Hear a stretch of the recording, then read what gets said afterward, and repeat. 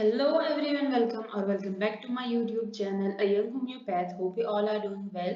So आज का जो हमारा वीडियो है उसमें हम जो फार्मेसी रिलेटेड टॉपिक है उसके अंदर ही आगे बढ़ रहे हैं. सो आज का जो हमारा टॉपिक होगा उसके अंदर हम देखेंगे कि परकोलेशन क्या होता है, ठीक है. और परकोलेटर जो कि एक मशीन है जिसके अंदर की हम परकोलेशन एक प्रोसेस करते हैं, ठीक है, वो देखेंगे. तो एग्जाम पॉइंट ऑफ व्यू से ये एक बहुत इंपॉर्टेंट क्वेश्चन हो जाता है.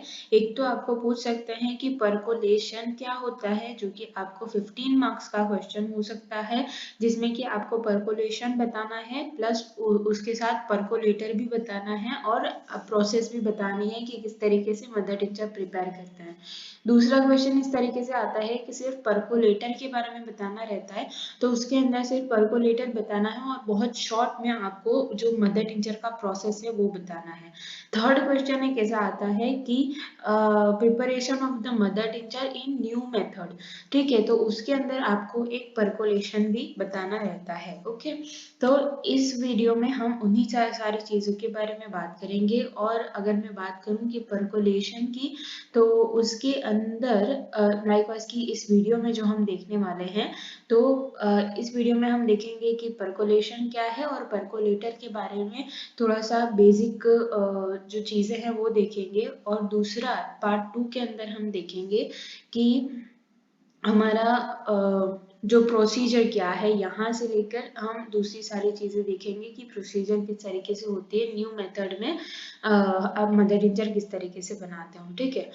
सो अगर हम फर्स्ट ऑफ ऑल बात करें परकोलेशन की, तो उसकी हमें डेफिनेशन देखनी रहती है. तो जैसे मैंने आपको कहा कि ये एक तरीके की मेथड है, ठीक है, तो it is a short process of the preparation of the mother tincture in the new method.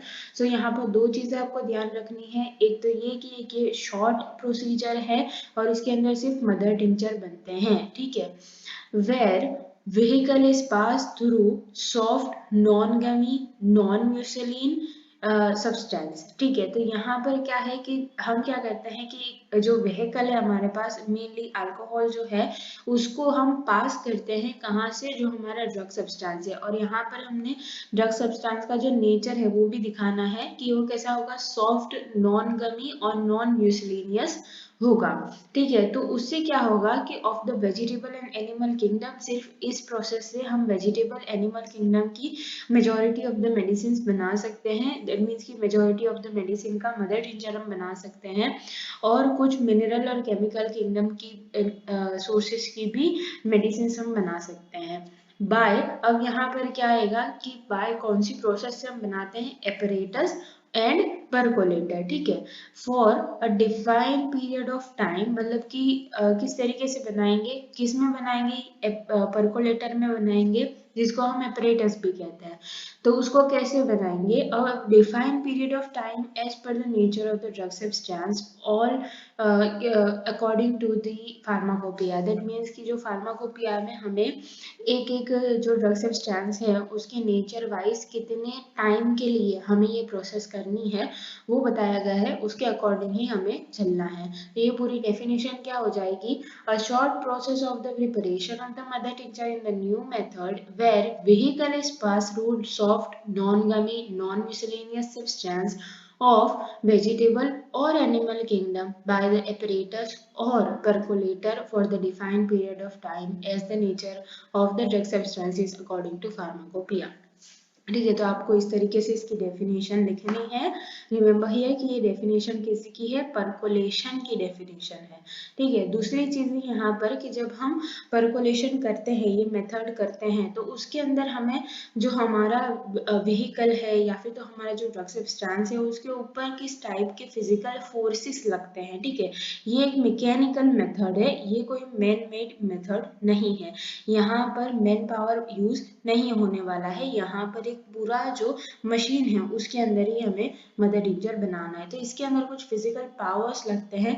तो टोटल 7 टाइप के फिजिकल पावर्स लगते हैं, फोर्सेस लगते हैं, जो कि आपको पता होने चाहिए, ठीक है. तो यहाँ पर क्या है, ग्रेविटेशन, मतलब कि जो हमारी ग्रेविटी है वो, वेलोसिटी किसी भी लिक्विड की होती है. Second thing adhesion and friction, osmosis, capillary attraction and surface tension, ठीक है। ये सारी चीजें आपको लाइकवाइज की एक apparatus में कोई एक चीज के अंदर अगर आपने बहुत ज्यादा फ्लूइड भर रखा है, फ्लूइड के साथ साथ हम यहाँ पर थोड़ी सी जो सैंड वगैरह होती है या फिर जो हमारा ड्रग सब्सटेंस है वो भी पाउडर फॉर्म में रहता है यहाँ पर, तो उसके लिए यहाँ पर फ्रिक्शन भी लगता है, एडहेशन भी लगता है, सरफेस टेंशन भी होती है।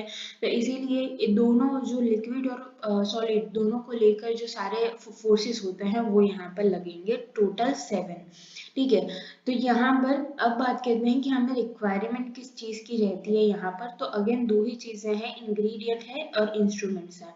तो इंग्रेडिएंट के अंदर हमारे पास होना चाहिए एक ड्रग सब्सटेंस और दूसरा होना चाहिए अल्कोहल। और रिमेंबर हियर कि जब भी आप परकोलेशन लिख रहे हो या फिर जो आप वाइवा में बता रहे हो, तो आपको वेहिकल जो है उसको क्या बोलना है, मेनस्ट्रम बोलना है, ठीक है।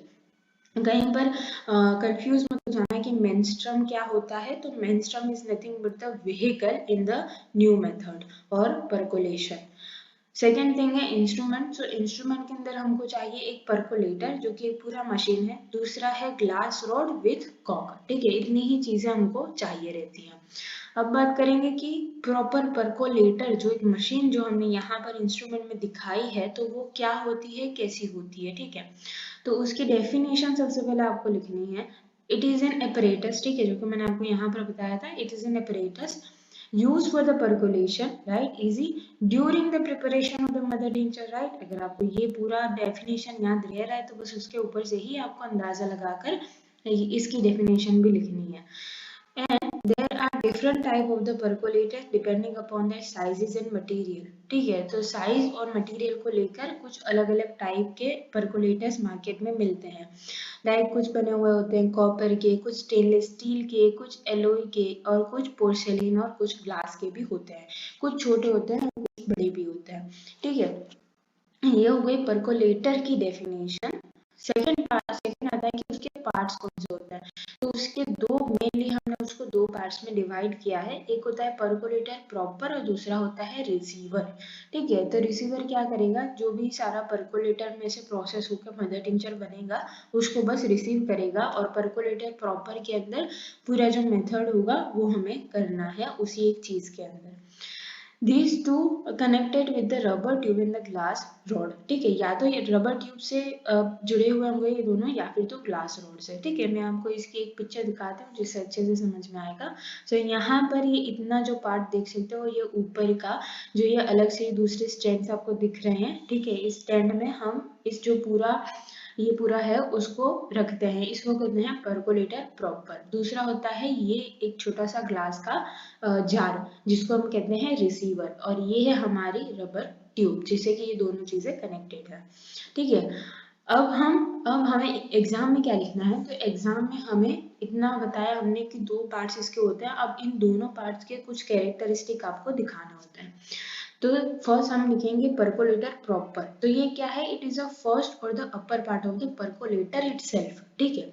जो परकोलेटर, ये पूरा का पूरा क्या हो गया, ये पूरा का पूरा हो गया परकोलेटर, लेकिन इसके अंदर जो ऊपर का पार्ट है उसको कहते हैं परकोलेटर प्रॉपर, ओके। तो ये क्या है, ये एक ऊपर का पार्ट है एक मशीन का, ठीक है। सेकेंड थिंग, इसके भी दो पार्ट्स हैं, एक होता है हेड, दूसरा होता है नेक, ठीक है। तो हेड क्या होता है, it is the upper end of this particular jar, ठीक है। यहाँ पे देखो ये एक पर्टिकुलर जार है, तो इसका जो ये अपर पार्ट है उसको हम कहते हैं हेड, और नीचे का पार्ट जो होता है उसको हम कहते हैं क्या, नेक, ठीक है। तो ये हेड क्या है, इट इज अपर एंड। कैसा होता है ये, एक तो कोनिकल हो सकता है, दूसरा होता है पियर शेप। तो हमने यहाँ पर इसको पियर शेप का बनाया है। सेकेंड थिंग है कि it is feed with the stop watch, ठीक है। It is fitted with the stop watch. तो ये जो स्टॉप वॉच या फिर तो स्टॉप कॉक समझ सकते हो, इसके साथ ये पूरा का पूरा फिट रहता है। दूसरी चीज है हमारे पास नेक, जो कि बहुत छोटा सा पार्ट है। इट इज क्या है, ये है लोअर एंड, और ये बहुत छोटा सा एकदम नैरो होता है। यहाँ पर देख सकते हो कि ये जो छोटा सा पार्ट यहाँ पर आपको दिख रहा है, मतलब कि यहाँ पर मैं नहीं दिखा पाऊंगी, लेकिन इमेजिन करो कि अगर आप 3D में इस तरीके का कुछ देख रहे हो, तो यहाँ पर एक छोटा सा इतना सा पार्ट जो है उसको हमने कह दिया कि ये नेक है। ठीक है, तो ये क्या है, it is connected with the rubber tube to receiver vessel. ठीक है, सिर्फ इसका काम क्या है कि ये रबर ट्यूब से जॉइंट होगा और उसके साथ साथ ये रिसीवर से जॉइंट होगा। ठीक है, बस इतना ही काम है नेक का। ओके, अब रिसीवर जो क्या है, तो ये क्या है, ये दूसरा पार्ट है और लोअर पार्ट है किसका, परकोलेटर, जो पूरा एक मशीन है उसका।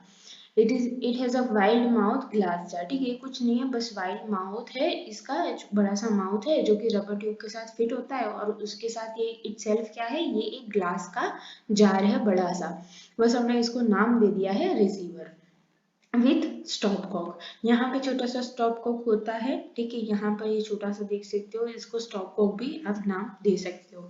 ठीक है, तो ये यहाँ तक इस वीडियो में हम देखेंगे, और उसके बाद एक दूसरा लेक्चर आएगा, उसके अंदर हम पूरी प्रोसेस देखेंगे, बिकॉज की प्रोसेस जो है वो थोड़ी सी ट्रिकी है, इसके लिए मैं अभी इसको यहाँ पर इंक्लूड नहीं कर रही हूँ। बस एक बार थोड़ा सा समझ लो कि जो एक पूरा परकोलेटर मशीन जो है वो किस तरीके की है। ठीक है, सो आई होप कि आपको अच्छे से ये सारी चीज़ें अच्छे से समझ में आई होंगी। And if you like this video then please like, comment, share and subscribe to my channel, and also if you want any video on the specific topic then you can tell me in the comment section, as well as you can DM me on my IG account, link is in the description box, and thank you so much for watching.